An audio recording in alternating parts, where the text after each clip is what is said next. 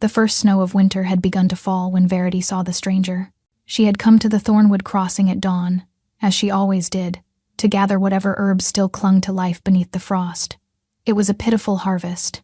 A handful of wintergreen, some dried yarrow that had escaped the cold, barely enough to trade for salt, let alone the grain she desperately needed. The crossing was busier than usual.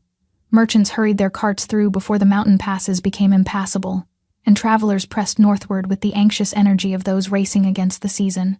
No one paid attention to the figure slumped against the old boundary stone. At first, Verity thought he was dead. He sat with his back against the weathered granite, legs stretched uselessly before him, head bowed so low his dark hair obscured his face. His clothes had once been fine, she could see that much from the quality of the wool, now torn and filthy, but it was his stillness that made her pause. The absolute, defeated stillness of someone who had stopped expecting help. A merchant's cart rolled past, close enough that the wheel nearly crushed his outstretched hand.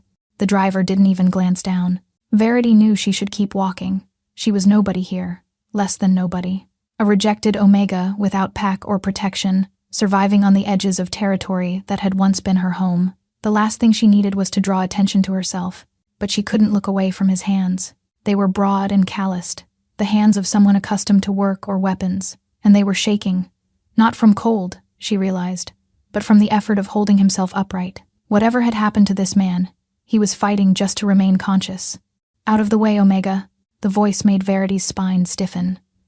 She turned to find Draven standing behind her, his enforcer's mark gleaming silver at his throat. He was flanked by 2 other wolves from the Ashmore pack, the pack that had cast her out 3 years ago. Draven, she said carefully, keeping her eyes lowered in the submissive posture that had become second nature. Still skulking around the borders, I see. His lip curled with familiar contempt.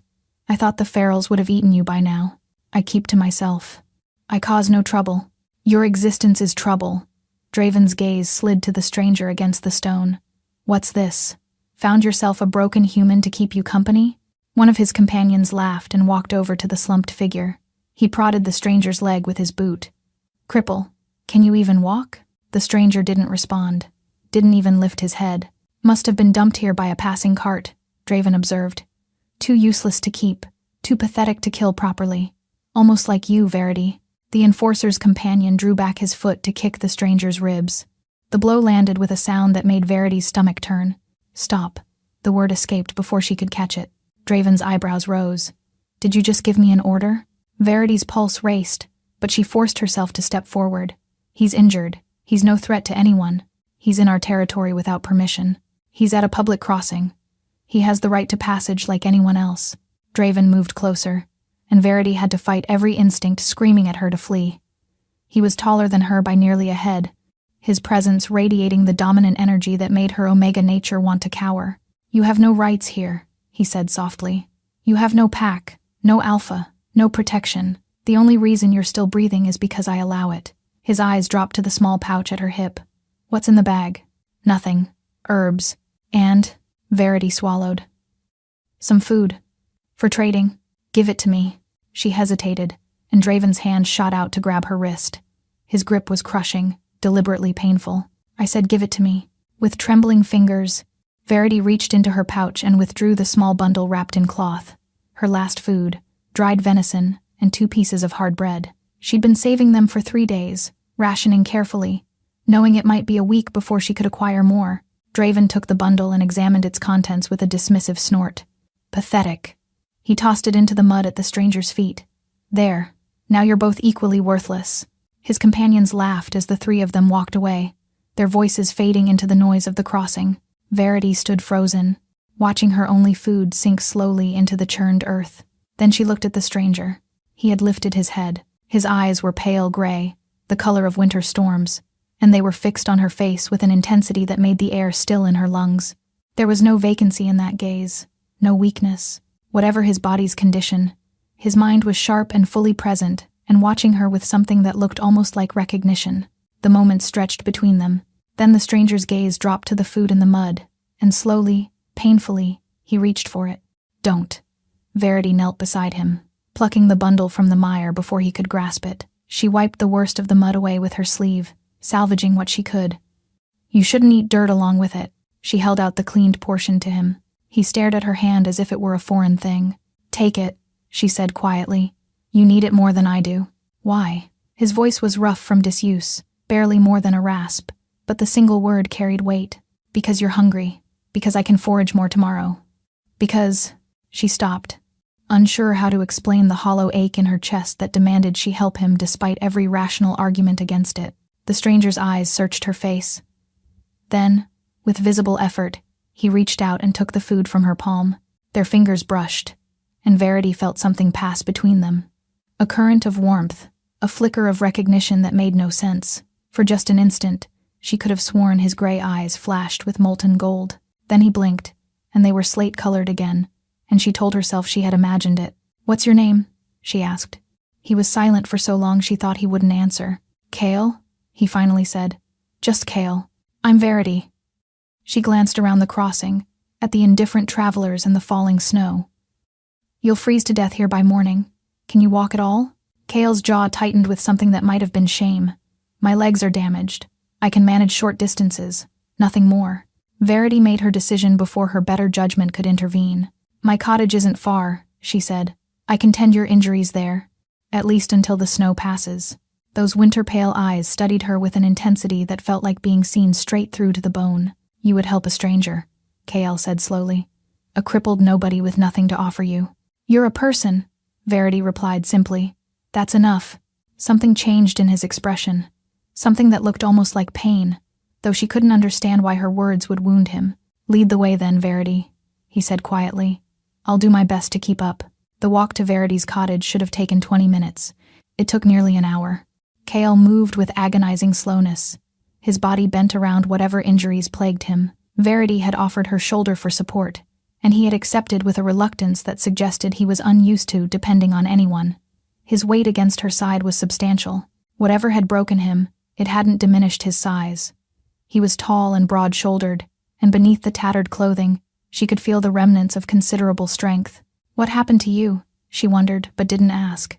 Some wounds weren't meant to be probed by strangers. "You live alone?" Kale asked as her cottage came into view through the trees. "Yes." "No pack? No family?"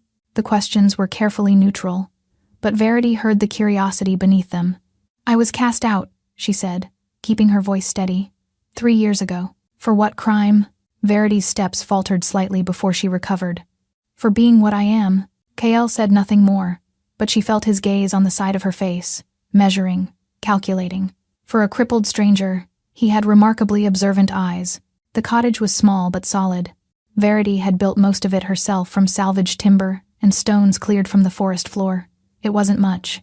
A single room with a sleeping pallet, a hearth, a table with one chair, but it was hers, and it was warm, and it kept the wilderness at bay. "Here."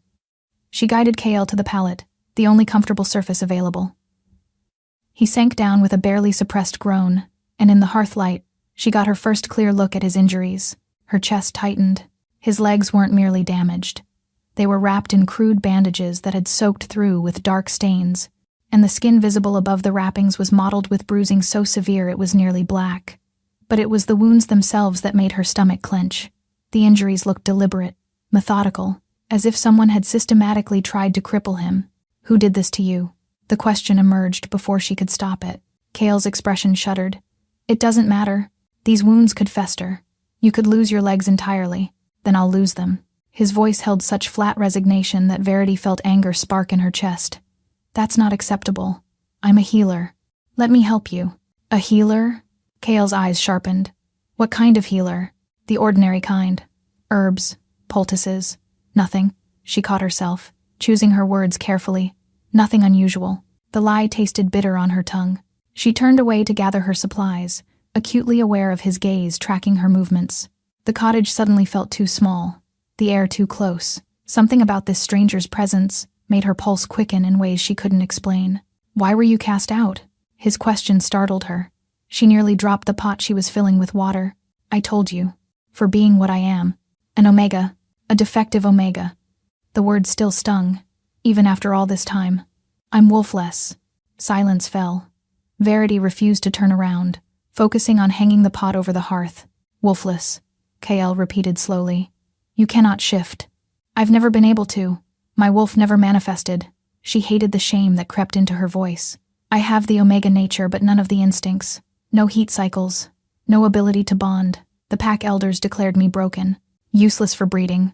A waste of resources. She finally turned to face him. So they sent me away to die. Only I didn't die. Kael's expression had grown unreadable. And the enforcer? Draven? He was supposed to be my mate. The words hung in the air. He was the one who argued loudest for my exile. Verity continued flatly. He said bonding to a wolf-less Omega would be shameful, would weaken his position. The pack alpha agreed. She began sorting through her dried herbs with hands that weren't quite steady. So here I am, packless, mateless, surviving. You're more than surviving. Kael's voice was soft. You built this cottage. You've created a life here. You showed compassion to a stranger when you had nothing to spare. He paused. That's not survival. That's strength. Verity looked up, startled by the warmth in his tone. Their eyes met across the small space, and again she felt that strange current pass between them. A pull, a recognition. You should rest, she said, forcing herself to look away. I'll prepare a poultice for your legs. Verity. She paused. Thank you, Kael said quietly, for everything. She nodded without turning around, afraid of what her face might reveal if she looked at him again. As she worked, grinding herbs and mixing remedies, she could feel him watching her. The weight of his attention was like sunlight through glass. Warm but concentrated. What are you really? She wondered. What are you hiding behind those eyes? Outside, the snow fell harder, and the wind began to howl through the trees. But inside her cottage, with a stranger who felt inexplicably familiar, Verity had never felt less alone. She didn't notice that his breathing had grown deeper and more relaxed. She didn't notice how his eyes had begun to glow faintly gold in the firelight. And she didn't notice the shadow that passed by her window, watching. Verity woke in the dead of night to the sound of growling. For a moment, she thought she was dreaming. The sound was low and resonant, seeming to come from everywhere and nowhere at once.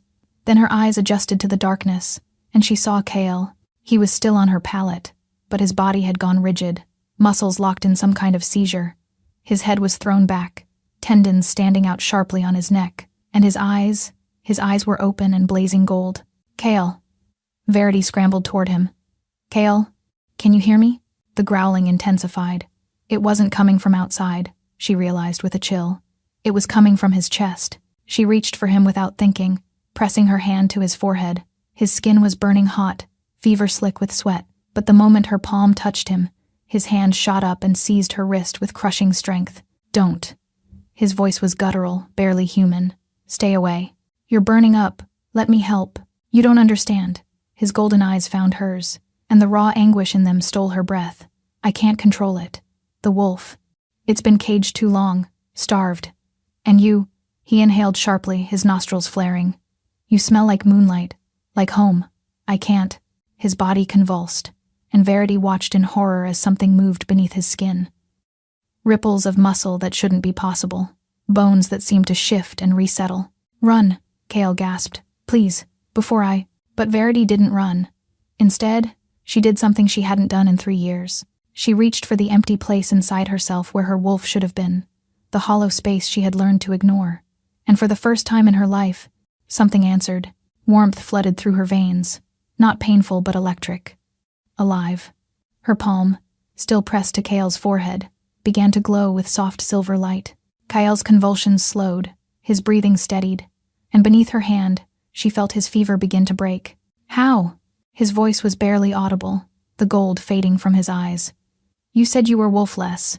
I am, Verity whispered, staring at her own luminous hand. I don't know what this is, but even as she spoke, she felt something else stirring, a presence at the edge of her consciousness, feminine and ancient and utterly patient, as if it had been waiting her entire life for this moment. Daughter, something whispered inside her mind. Finally, you call for me. Kael was struggling to sit up, his expression transformed. The wary stranger was gone, replaced by something almost reverent. He reached toward her face, stopping just short of touching her. Luminary, he breathed. You're a luminary. A what? The healers of legend. Wolves blessed by the moon goddess herself. They've been extinct for centuries. His hand trembled in the space between them. The old texts say their touch could cure any wound, that their light could call even the most feral wolves back from madness. That's not possible. I'm nobody. You saved me. Kale's voice cracked. My wolf was breaking free. Another moment and I would have torn you apart. But your light pushed him back, made him submit. His eyes searched her face with wonder. Do you understand what this means? What you are? Verity's head was spinning. Too much was happening too fast. The silver glow had faded from her hands, but she could still feel that presence inside her. The wolf that wasn't a wolf. The power that had slept for 23 years. Why was your wolf breaking free? She asked, grasping for solid ground. What happened to you? Kale's expression flickered. For a moment, she saw something guarded pass across his features. Then he seemed to make a decision. I was betrayed, he said quietly. Someone I trusted poisoned me with a serum that separates wolf from man. It's been weeks since I could shift properly. The wolf is trapped inside me, growing more desperate by the hour. He looked down at his bandaged legs. The injuries are real, but they're a symptom, not a cause. My body is at war with itself. Is there a cure? There was rumored to be one. An old remedy that requires... He stopped abruptly, his eyes fixing on something behind her. Verity turned. A figure stood in her doorway. The door she was certain she had barred now hung open, letting in swirls of snow and bitter cold. The figure stepped inside, and Verity's blood turned to ice. Hello, little Omega. Draven's smile gleamed in the darkness. I knew if I followed you long enough, you'd eventually reveal your secret. 2 more wolves emerged from the shadows behind him. They weren't in human form. Take the stranger, Draven ordered casually. Kill him if he resists. His eyes fixed on Verity with predatory hunger. But the luminary comes with me. Kale moved faster than any crippled man should have been able to. He lunged in front of Verity, positioning his broken body between her and the threat. You'll have to go through me first, he snarled. Draven laughed. That's the idea. The wolves attacked. The first wolf lunged for Kale's throat. Even wounded, even broken, he moved with a warrior's instinct. He caught the beast mid-leap, using its own momentum to hurl it sideways into the hearth. Sparks exploded across the cottage floor, but the second wolf was already circling, and Kale's legs buckled beneath him. He crashed to one knee with a snarl of pain. Pathetic. Draven stepped closer, his eyes gleaming with cruel amusement. The mighty stranger can barely stand. And here I thought the wolf-less Omega had found herself a protector. The ancient voice within Verity was stirring again, responding to her terror with something that felt like fury. Daughter, it whispered. They threaten what is yours. Will you let them? Stay behind me, Kale growled, struggling to rise. You can barely move. I can still fight. Not against 3 of them. Not like this. The first wolf had recovered from the hearth and was stalking toward them, flames reflected in its yellow eyes. Draven's smile widened as his 2 enforcers closed the circle. I've waited years for this, Draven said softly. Do you know how humiliating it was? Being bonded to a defective Omega? The pack laughed behind my back, called me cursed. His expression twisted with old hatred. But a luminary? That changes everything. The pack elders will beg me to take you back. You'll be the most valuable Omega in 1,000 miles. I'd rather die, Verity said. That can be arranged. After you've served your purpose. He lunged for her. What happened next came from somewhere beyond thought. Verity thrust her hands forward, and light erupted from her palms, not the soft silver glow of before, but a blinding radiance that filled the cottage like captured moonlight. Draven screamed, staggering backward with his hands over his eyes. The 2 wolves yelped and scrambled for the door, their predatory confidence shattered, but the light didn't stop there. It poured from Verity in waves, washing over Kale like a tide. She watched in amazement as the color returned to his face, as his broken posture straightened, as the bruises visible above his bandages began to fade. Heal him, the voice urged. Finish what you started. Verity dropped to her knees beside Kale, pressing her glowing hands to his damaged legs. The power flowed through her without effort, as natural as breathing. She could feel his wounds beneath her palms, torn muscle, fractured bone, and something else. Something dark and foreign that had wrapped itself around his wolf like chains. She pushed against the darkness, and it recoiled from her light. For a fleeting instant, she felt his thoughts brush against hers gratitude, wonder, and something fiercer beneath. The contact was brief but undeniable, a whisper of connection that promised more. Kale gasped, his back arching. His eyes blazed gold, but this time, there was no madness in them, only wonder. Verity. Her name on his lips was half prayer, half warning. You have to stop. You'll drain yourself completely. I can feel it, she breathed. The poison inside you. I can burn it away. Not all at once. It will kill you. but she couldn't stop. The power was flowing too freely, and somewhere in the depths of her consciousness, she could feel Kale's wolf reaching toward her, reaching and recognizing, calling to the luminary within her as if they had known each other across lifetimes. "Mate," something whispered. Not the ancient feminine voice, but something else, something that came from him. The word resonated through her bones, and for one transcendent moment, Verity understood everything. Why she had felt drawn to him at the crossing, why his presence made her pulse race and her skin flush, why the hollow place inside her had finally awakened. Then the light flickered, and exhaustion crashed over her like a wave. She collapsed against Kale's chest, her vision swimming. His arms came around her immediately, holding her with desperate tenderness. "Foolish woman," he murmured into her hair. "Brave, magnificent woman." Minutes passed before her vision cleared enough to speak. "Did it work?" "Look." She lifted her head and followed his gaze to the doorway. Draven and his wolves were gone, fled into the night, and when she looked down at Kale's legs, the bandages had fallen away to reveal skin that was merely bruised instead of broken. "Not fully healed," Kale said. "But enough. Enough to fight. Enough to protect you." "How?" "You burned away the worst of the poison. My wolf is still caged, but the chains are weaker now." His hand rose to cup her cheek with heartbreaking gentleness. "You saved me, Verity. Again. You protected me first. I'll always protect you." The words hung between them, heavy with meaning neither was ready to examine. Verity became acutely aware of how close they were, how his heart beat strong and steady beneath her palm, how his eyes had faded from gold to gray but still held her reflection like something precious. "Draven will come back," she whispered. "With more wolves. With his alpha. Yes. We can't stay here." "No." Kale's jaw tightened. "There's only one place where you'll be truly safe, but taking you there means revealing truths I'm not ready to share." "What truths?" He was silent for a long moment. When he spoke again, his voice was barely audible. "I'm not who you think I am, Verity. Not a stranger. Not a crippled nobody." His thumb traced her cheekbone with aching tenderness. "And when you learn what I really am, you may wish you had left me to die at that crossing." Before she could respond, a howl split the night. Then another, then a dozen more, rising in eerie harmony from the forest. Kale's expression hardened. "They're calling for reinforcements. We have until dawn." He struggled to his feet, steadier now but still favoring his right leg. "Can you travel?" Verity forced herself upright despite the exhaustion weighing her limbs. "Where are we going?" "North, to the Shadowvale territory." His eyes met hers with something like apology. "To my pack." They traveled through the night and into the gray morning, following paths that seemed to exist only in Kale's memory. Verity's body ached with exhaustion, but she forced herself to keep moving. Every time she stumbled, Kael's hand was there to steady her. Something had shifted between them since the cottage. The careful distance they had maintained was gone, replaced by an awareness that felt almost physical. When their shoulders brushed, Verity's skin tingled. When he spoke her name, warmth bloomed in her chest, and the luminary within her seemed to purr with contentment whenever he was near. "Dangerous," she told herself. "This is dangerous." But she couldn't make herself pull away. By midday, they had crossed into territory Verity didn't recognize.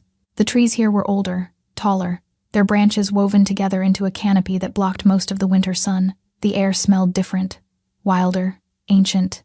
"Shadowvale," Kale said quietly. "The oldest pack territory in the northern realms. You know it well." A ghost of a smile crossed his lips. "I know every stone and stream. I was born here." Verity absorbed this information. "You're Shadowvale born? Then why were you at the Thornwood Crossing? Why were you alone and injured in Ashmore territory?" The smile faded. "The Thornwood Crossing is named for my family. We've guarded that boundary for 12 generations. Leaving me there to die was the ultimate humiliation." "Leaving you there?" "Who would? My brother." Kale's voice was flat. "Mordecai was always ambitious. I just never believed he would go this far." Pain flickered across his features. "He told me our younger sister Lyra was killed in the coup. Used her death to break me before dumping me at the crossing." "Your own brother did this to you?" "He wanted what I have, what I am." Kale was silent for a moment. "He's probably declared himself king by now. Told the pack I died in an accident or ran like a coward." Verity's head was spinning. "King." The word echoed through her mind. Every interaction, every word, every gentle touch took on new meaning. "Why didn't you tell me?" "Because I needed to know if you were real." Kale stepped closer. "Do you understand how rare you are? Verity, a luminary with a heart pure enough to give her last food to a stranger? If I had revealed myself immediately, I would never have known if your kindness was genuine or calculated, so you tested me. I observed you, and what I observed," his voice roughened, "made me certain of something I had only suspected." Certain of what? He was close enough now that she could feel the heat radiating from his body. His hand rose to cup her cheek, and despite everything, despite the revelations, she leaned into his touch. "That you're my mate," Kyle said quietly. "My true mate. The one the moon goddess chose for me before either of us was born." Verity's lungs seized. The luminary within her surged forward, and for an instant, she felt Kale's wolf reaching back. Two souls recognizing each other across a divide that shouldn't exist. Then shouts erupted from the trees ahead, and the moment shattered. Wolves in human form emerged from the forest, a dozen of them, armed with spears and expressions of shock, their eyes fixed on Kale, and Verity watched their faces transform from hostility to disbelief. "My king!" A gray-haired warrior fell to one knee, his voice cracking. "You're alive. Where is Mordecai?" Kale's voice had changed. Gone was the wounded stranger. In his place stood a king, and the authority in his tone made Verity's knees weak. "Mordecai declared you dead 3 days ago, sire. He claimed the throne at moonrise. Anyone who questioned him was what? Executed, my king. 30 wolves dead. The rest are too afraid to speak." Kale's expression went cold. "And my mother? My counsel? Imprisoned, awaiting trial for conspiracy." The warrior's voice broke. "Sire, he's destroyed everything." Kale turned to Verity, and she saw the choice warring in his eyes. His pack was suffering. His people were dying. He had to go to them immediately, but taking her into that chaos would put her directly in Mordecai's path. "You have to go," Verity said before he could speak.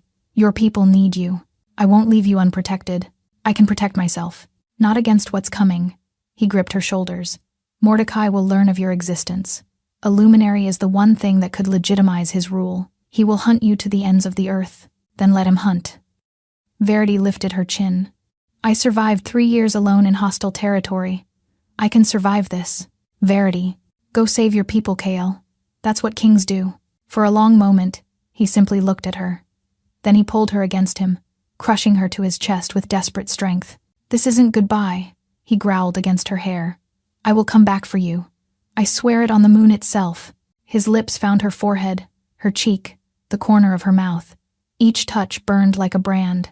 Then he was gone, racing into the forest with his warriors, leaving Verity alone in the frozen twilight with the echo of his promise and the growing emptiness where his presence had been. 2 weeks passed like years. Verity had found shelter in an abandoned hunter's cabin at the edge of Shadowvale territory. It was drafty and small, but it kept the snow out, and more importantly, it kept her hidden from the patrols that now swept the northern forests. Mordecai's patrols, his alliance with the Ashmore Alpha, had given wolves like Draven access to resources she couldn't evade: trackers, informants, a network that spanned territories. She had heard the news in fragments, whispers from traveling merchants, gossip exchanged at distant crossings where she traded her herbs for supplies.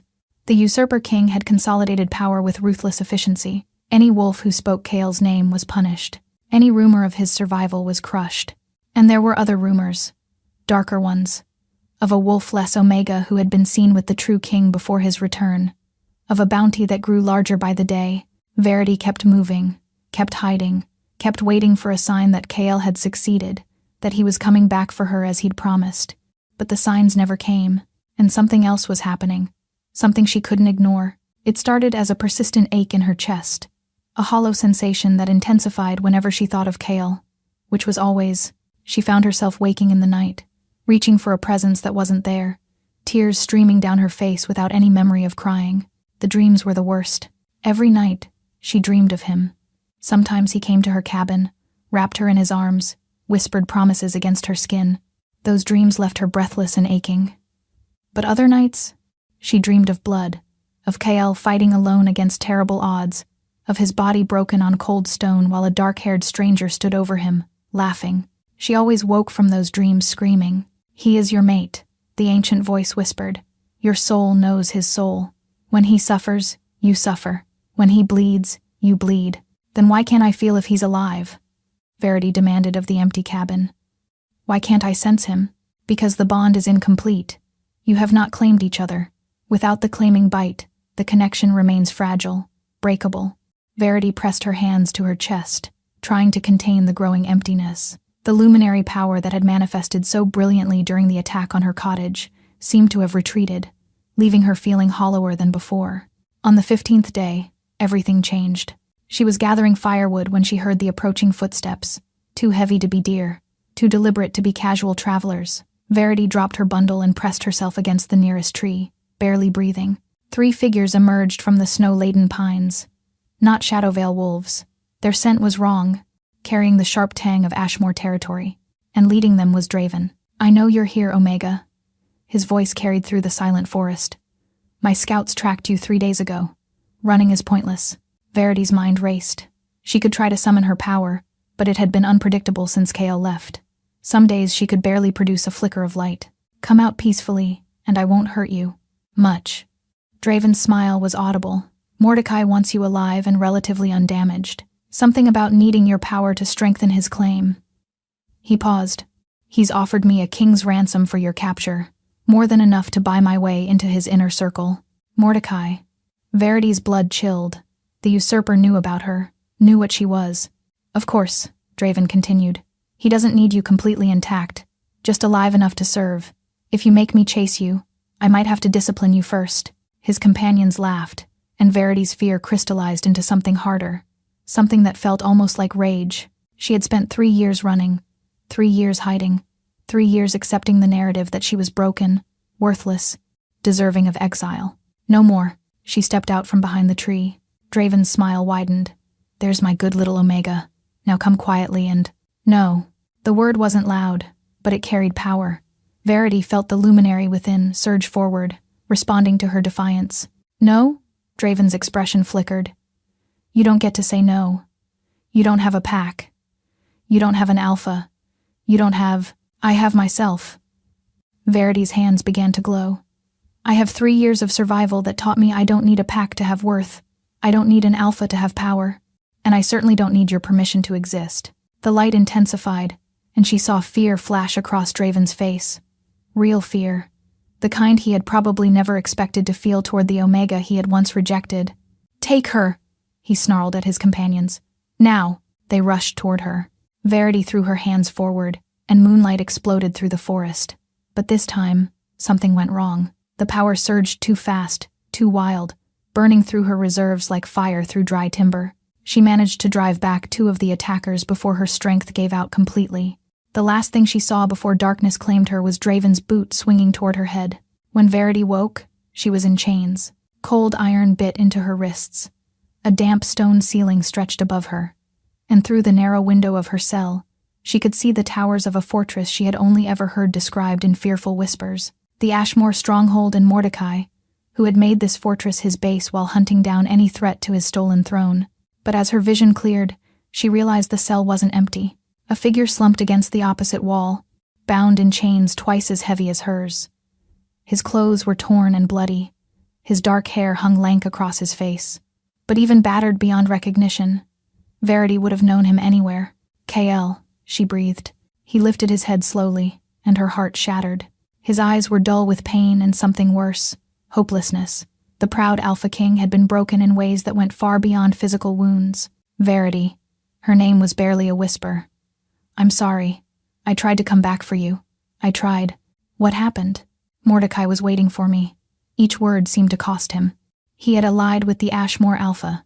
My own warriors were outnumbered, outmaneuvered. A broken laugh escaped his cracked lips. "I walked into a trap like a fool." Verity strained against her chains. "We'll find a way out. There is no way out." Kael's voice was hollow. "Tomorrow is the blood moon. Mordecai is coming to execute me publicly, to prove once and for all that his claim is legitimate. And you," his voice cracked, "you'll be forced to bond with him. Your luminary power will make him unstoppable. I'll die first." "You might." Kael finally met her eyes, and the anguish in them took her breath away. "And that would be my fault. All of this is my fault. I should never have let you get close. Never should have told you what you were. I put a target on your back because I was selfish enough to want." "To want what?" The silence stretched between them, heavy with everything unspoken. "You," Kael whispered. "I wanted you. From the moment you knelt in the mud and gave me your last food, I knew you were the one I had been waiting for my entire life. Tears carved tracks through the blood on his face. And now you're going to die for it. Verity felt the luminary within her stir. Not with power this time, but with something deeper. Determination. No, daughter. You will not die, and neither will he. The bond, Verity said suddenly. You said it was incomplete, that without the claiming bite, the connection is fragile. Kael's brow furrowed. Yes, but what happens if we complete it? His eyes widened. Verity. No. The claiming bite between an Alpha King and a luminary, the power released would be catastrophic. It could kill us both, or it could save us both. She strained toward him, chains biting into her wrists. You said luminaries could call even feral wolves back from madness. What if that's exactly what we need? What if completing the bond is the only way to free your wolf from whatever cage Mordecai's poison built? You don't know what you're asking. I'm asking you to trust me. Verity's voice softened. The way I trusted you. The way I've trusted you since the moment I saw you at that crossing and knew without understanding why, that I was meant to find you. Kael stared at her. In his gray eyes, she watched hope and terror wage war. Outside the cell window, the moon began to rise. Neither of them spoke for a long moment after his confession. There was nothing left to say that their eyes hadn't already communicated. Outside, the blood moon rose like a wound in the sky. Its crimson light spilled through the cell window, painting the stone walls in shades of rust and shadow. Verity could feel its pull in her bones, an ancient call that made the luminary within her stir with restless energy. We don't have much time, she said, straining against her chains. How do we do this? The claiming bite? Kael's expression was torn between desperate hope and equally desperate fear. You don't understand what you're proposing. A claiming bond isn't just physical. It's the merging of two souls. Every thought, every memory, every wound I carry would become yours, and yours would become mine. I'm not afraid of your wounds. You should be. His voice cracked. I've done terrible things, Verity. Made terrible choices. The weight of a kingdom has been on my shoulders since I was 18 years old. If you see inside me, truly see, you might not what? Love you? The word hung between them like a held breath. Kael went very still.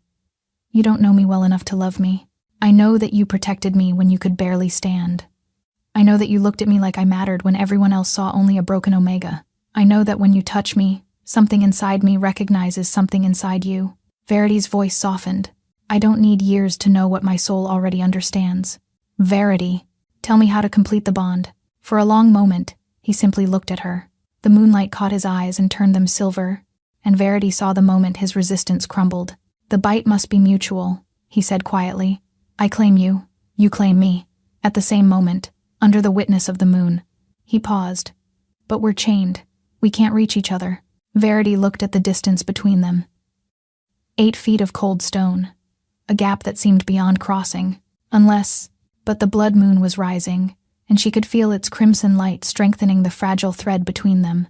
Proximity and lunar power might be enough. She closed her eyes and reached inward, searching for the luminary power that had failed her in the forest. It flickered weakly, exhausted from her earlier attempt. But beneath the exhaustion, she felt something else. The bond that already existed between them, fragile and incomplete, but real. She followed that thread. Kael, she thought, pushing the word toward him with everything she had. His sharp intake of breath told her it had worked. You can hear me. I can feel you. His mental voice was rough with wonder. How is this possible? The bond. It's already there. We just need to strengthen it. She opened her eyes and found him staring at her with an expression that made her chest ache. The chains, she said aloud. Can you break them if your wolf is freed? If my wolf is freed, I could tear down this entire castle. A ghost of his old confidence flickered across his features. But the poison, I'll burn it away. All of it. The way I started to in my cottage. That nearly killed you. This time I won't be fighting alone. Verity held his gaze. This time I'll have your strength to draw from. That's what the bond does, isn't it? Makes us stronger together? Kael was silent for a long moment. Then, slowly, he nodded. If we're going to do this, he said, we do it now, before Mordecai arrives. Verity closed her eyes again and reached for her power. This time, instead of pushing outward, she sent it across the bond toward Kael. She felt his wolf immediately, caged and desperate, wrapped in chains of dark poison. But she could also feel something else. His love for her. It blazed beneath his fear, fierce and undeniable. She let that love anchor her as she began to burn. The light built slowly at first, then faster, pouring through the fragile bond like water through a breaking dam. Verity felt Cale's pain as the poison fought back, felt his wolf howling for freedom, felt his heart reaching for hers across the cold stone. Then something snapped. A sound like chains breaking echoed through the cell, though neither of them had moved. Cale threw his head back with a roar that wasn't entirely human, and Verity watched in amazement as his body began to shift. Not fully, not completely, but enough. His muscles swelled, his eyes blazed gold, and when he wrenched his arms apart, the iron chains shattered like brittle ice. He crossed the distance between them in 2 strides and fell to his knees before her. His hands, trembling with barely contained power, cupped her face. "Now," he breathed. "Before I lose control." His mouth found the curve of her neck, and Verity tilted her head to give him access. At the same moment, she pressed her lips to his throat, feeling the wild pulse beneath his skin. They bit down together. The world exploded. Pain and pleasure merged into something beyond either. Verity felt Cale's essence pour into her like molten silver, filling every hollow place she had ever known. His memories crashed over her in waves, a childhood of duty and expectation, the weight of a crown he never asked for, the loneliness of a king who trusted no one, and beneath it all, the moment he had first seen her at the crossing, the shock of recognition that had stopped his heart. She's the one, he had thought. Moon help me. She's the one. In return, she gave him everything. Her years of rejection, her quiet determination to survive, the first stirring of the ancient voice when his fevered eyes met hers. The love that had grown in spite of every reason it shouldn't. Their wolves met in the space between their souls and recognized each other with joy so fierce it was almost savage. "Mate," his wolf sang. "Mate," hers answered. The bond snapped into place with a force that shook the foundations of the castle. Verity gasped as power flooded through her, more than she had ever contained. It wasn't just her luminary light anymore. It was Cale's strength, his wolf's ancient ferocity, the accumulated power of a royal bloodline stretching back centuries. She barely felt the chains fall from her wrists. Cale pulled back from her throat, and she saw blood on his lips, her blood, gleaming in the crimson moonlight. His eyes were pure gold now, his features caught somewhere between man and wolf. "We need to move," he growled. Mordecai will have felt that. As if summoned by his name, footsteps thundered in the corridor outside, shouting voices, the clash of weapons. Cale was on his feet instantly, pulling Verity up beside him. The cell door burst open, and 3 guards rushed in with drawn swords. They never stood a chance. Cale moved like lightning made flesh. 1 guard went down before he could raise his weapon. Another followed a heartbeat later. The 3rd managed a single swing before Cale's hand closed around his throat and lifted him off the ground. "Where is Mordecai?" The guard choked, his feet kicking uselessly. "The Great Hall," he gasped, preparing for the execution ceremony. Cale dropped him without another glance. He turned to Verity, and she saw the battle raging behind his eyes. The wolf wanted blood, wanted vengeance, wanted to tear through every enemy between here and his treacherous brother. "Go," she said. "I'll follow. I won't leave you again." "You're not leaving me. You're running ahead." She pressed her hand to his chest, feeling his heart pound beneath her palm.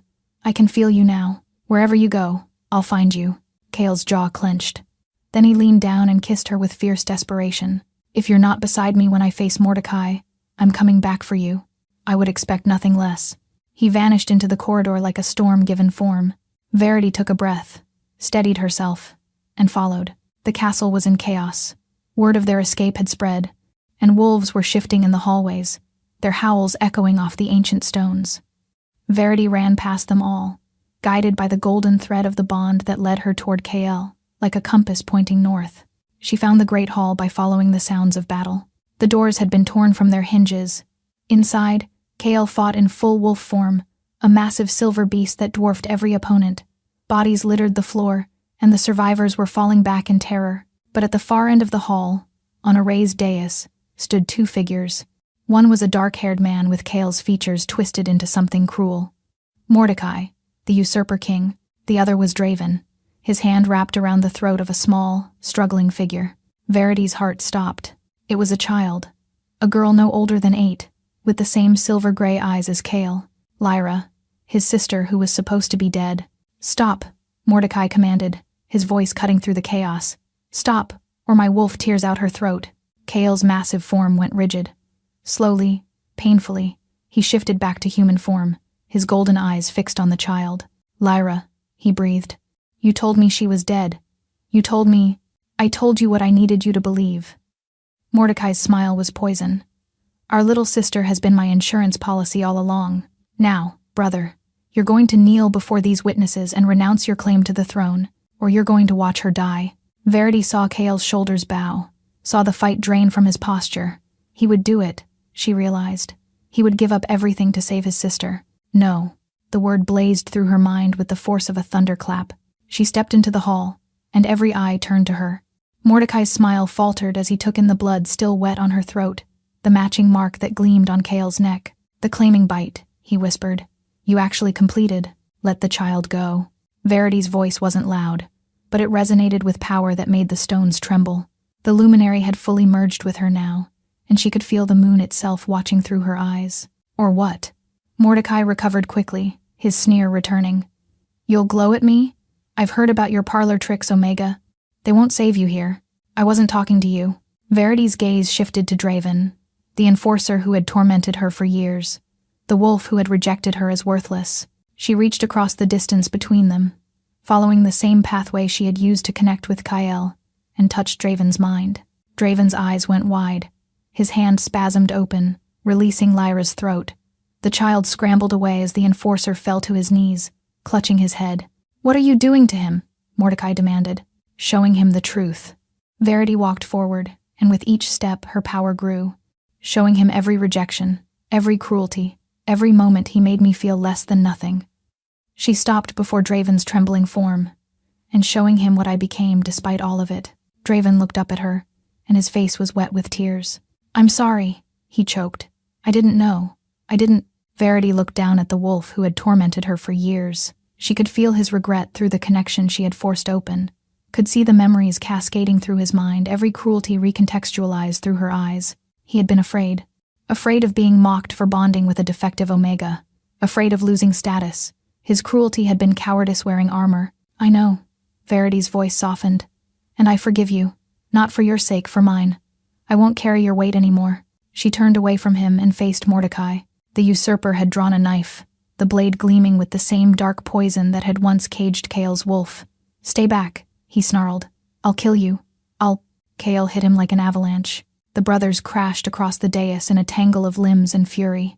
The poisoned knife skittered away as they fought, two wolves in human skin, battling for dominance as ancient instinct demanded. But Cale was no longer caged, no longer broken. The fight was brutal but brief.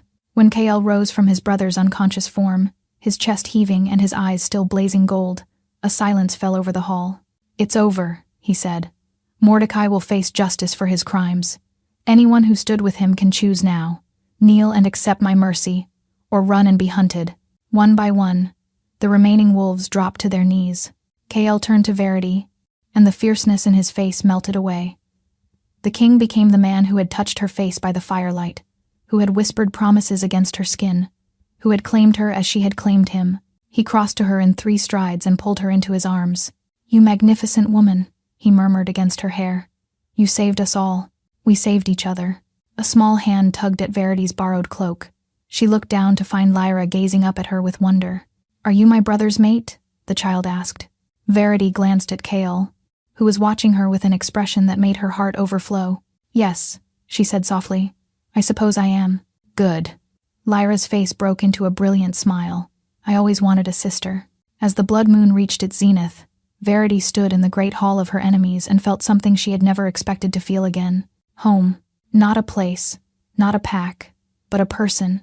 Cale's hand found hers, their fingers intertwining as naturally as breathing. My queen, he whispered, the title a promise and a prayer. Verity smiled. The rejected Omega, the wolf-less outcast, the luminary reborn. She had spent years believing she was broken, empty, unworthy, but standing beside her mate, surrounded by wolves who knelt before her light, she finally understood the truth. She had never been broken. She had simply been waiting to be found.